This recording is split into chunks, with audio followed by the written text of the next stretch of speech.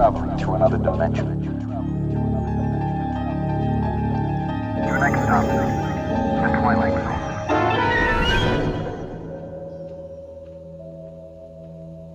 Every TV series has a beginning.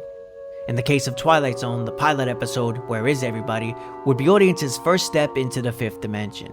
This unique story about a man who finds himself in an empty town with no idea who he is or even how he got there convinced the powers that be to give this show the green light. By the time Where Is Everybody first aired on October 2nd, 1959, the series creator Rod Serling was already a highly regarded figure in Hollywood. Serling's previous work on Playhouse 90, and more specifically The Time Element, which delved into the world of sci-fi, proved that audiences had an appetite for something different. That's the song you're all gonna be singing! But it was this groundbreaking premiere that delivered on that promise. What you're about to see, gentlemen, is a series called The Twilight Zone. Interestingly, the version of Where Is Everybody that most fans are familiar with wasn't the same version that CBS executives previewed. Key changes were made before the actual show was broadcast. But I'll come back to that. For now, let's dive into Season 1, Episode 1 of The Twilight Zone. Written by Rod Serling and directed by Robert Stevens. The place is here. The time is now. And the journey into the shadows that we're about to watch could be our journey. It's fitting that Where Is Everybody was the first episode of Twilight Zone. Many stories that followed featured a similar structure. A seemingly normal person is tossed into some type of bizarre scenario, and through that dynamic, we'd explore various themes. Protagonists who journeyed through the Twilight Zone in subsequent episodes typically struggled with their own character flaws and weaknesses. However, in Where Is Everybody, our lead, as portrayed by Earl Holliman, is pretty much a blank slate. His most pressing issue is his amnesia. But there's no other baggage that we're aware of. He casually wanders into this tale on a dirt road, and it quickly becomes clear something unusual is happening. This simple setup works perfectly as our starting point. For me, guessing where things may be headed is actually part of the fun of the series. Where Is Everybody is no different than many other episodes in that respect. Throughout the episode, we're given possible clues, but Serling never tips his hand too much. For example, our lead encounters a jukebox that's blaring away. He finds hot coffee and fresh food. Later, he finds a lit cigar, and hears the sounds of church bells ringing. So by all indications, it would seem other people are present, minus any actual people. The thing we're aiming for, the thing we're working toward, is entertainment. Many of Rod Serling's familiar themes and trademarks are already in place here. We're given a ton of Serling's witty exposition, all of which is handled convincingly by Earl Holliman. I'm sorry, old buddy, I don't recollect the name. Now, Rod Serling himself and others have been critical of this episode for featuring the lead talking to himself a lot. But I actually didn't mind the monologues at all. Holliman is natural in his delivery, and none of his observations are out of place considering this crazy situation. And to be honest, I talk to myself a lot anyway, so Holliman doing it only makes him all the more relatable. I'm gonna wake up in a minute, I know it. I'm gonna wake up. But the true power of this story is in how well it examines how we as humans handle isolation. Most people are social creatures. Seeking companionship from others is about as basic as it gets. Problems arise when someone is deprived of that need. And we see that play out here at a slow but steady pace. Initially, our lead assumes there must be a rational explanation as to why everyone's gone. But once he stumbles into the ghost town, which we come to learn is called Oakwood, his extreme isolation becomes painfully clear. Now, before I continue, I have to point out something any Back to the Future fan will instantly recognize. This is the familiar location known as Hill Valley. Where Is Everybody was shot at the well-known Universal Backlot Courthouse Square, the very same spot that Marty and Doc frantically tried to get their DeLorean up to 88 miles an hour. But over the years, the location was also seen in many other TV and movie productions as well. Here, the typical small-town setting takes on a decidedly ominous tone, which becomes even more clear in some of the silent panning shots across the desolate town. Look, I don't want you to think I'm nuts or anything. It's nothing like that. It's just that I don't seem to remember who I am. In one oddly comical moment, the man sees a parked truck with a female passenger. Unfortunately, the passenger turns out to be a mannequin. So there are bits of dark humor here at play as well. Although I do think this scene may have worked better if initially the man was just further away. only because it feels like he probably was close enough to see the woman was just a mannequin. But that's just a minor nitpick. For all we know, maybe he just has atrocious eyesight. Anyway, the remainder of the episode features similar oddities. For example, at one point a nearby phone rings. Naturally, there's no one on the other line. But I loved all these little moments because it gets you thinking, is this town truly abandoned, or is our lead being toyed with for some unknown reason? In the same scene, the man ends up locking himself in the phone booth. This is a moment known to have been inspired by an actual incident that happened to Rod Serling. All right, who's the wise guy who locked the door? Another memorable scene I wanted to highlight took place inside an empty police station. I wish I could shake that crazy feeling of being watched. This scene marks a distinct shift into darker territory, especially when the man is practically lured into a jail cell. We get an eerie moment when the door behind him nearly slams shut. During my first time watching this episode, I recall a terrible feeling that the door could have locked automatically, in which case the man would have been trapped in a cell and left to starve to death. I'm not sure why I jumped to that grim conclusion, but, well, there you have it.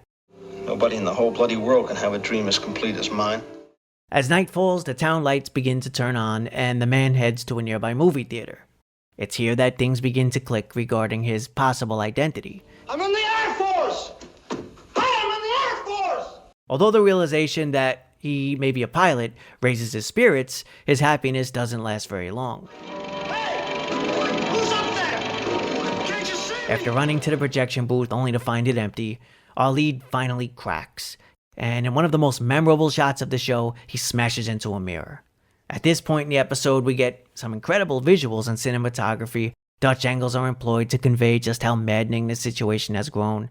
As the intensity of the isolation overtakes our lead, he desperately pushes a walk button over and over. Please, somebody help me. Help me, please. Soon it's revealed that he's actually hitting a panic button. In reality, the man is in an isolation booth, and he's been under the observation of uniformed onlookers all along. Somebody help me! Somebody's looking at me! One aspect that works very well is this panning shot of the man being watched that lingers just a little too long. It's a brief little moment of suspense that's very effective. Thankfully, the nightmare does come to an end. Our lead is revealed to be Sergeant Mike Ferris. Apparently, he's been in this isolation booth for a whopping 484 hours. The purpose of this experiment was to study how well Mike could handle a trip to the moon all by himself. So, the town and everything we witnessed was a sort of disturbing hallucination with some connections here and there, but it was basically brought on by the intense loneliness that he faced. With that, we close with a mix of trepidation and a glimmer of hope as to what's to come. Don't go away up there. Next time it won't be a dream or a nightmare. Next time it'll be for real. Up there in the vastness of space, in the void that is sky, up there is an enemy known as isolation. It sits there in the stars waiting with the patience of eons, forever waiting in the Twilight Zone. There we have it. Where is everybody? A solid start to a series that's just as poignant today as it ever was. Where is everybody? Where is Everybody not only works as an entertaining story, but there's also thought-provoking elements throughout. This story takes us deep into the mind of someone struggling with loss of identity and the unsettling prospect of complete isolation. As Mike unravels, we go to some dark places and the lines are blurred between dreams and reality. Release the subject and the double. All of which forces us to reflect on how sure any of us can be of what's real and what isn't.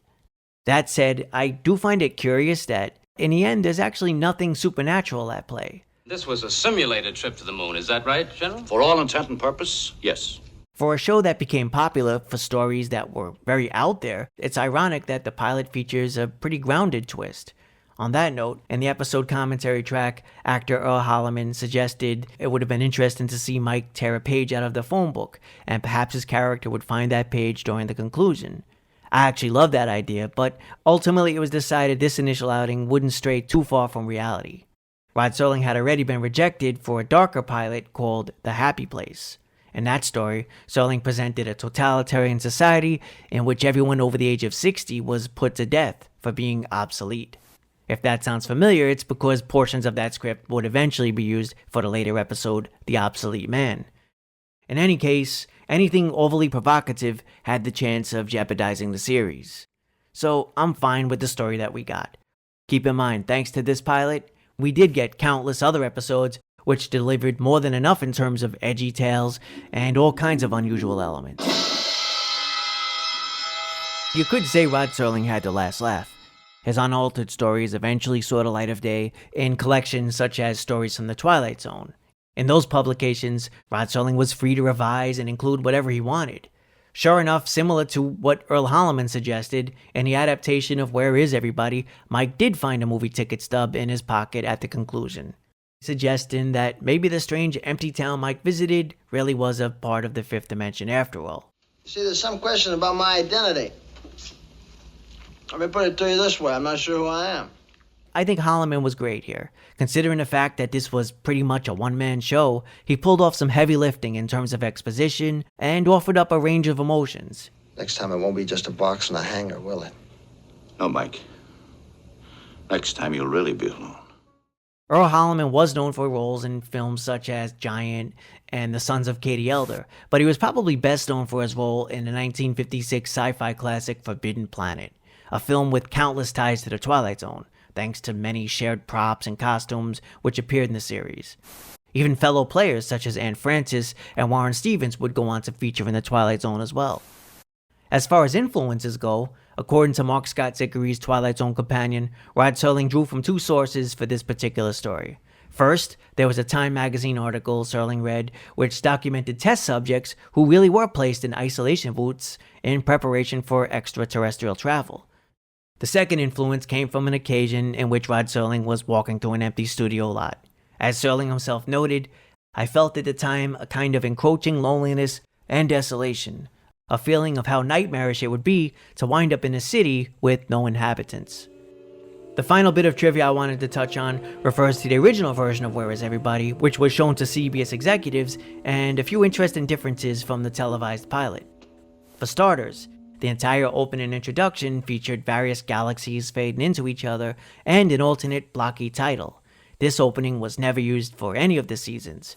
But most notable, the original opening featured a completely different narrator by the name of Westbrook Van Voorhees. The place is here. The time is now.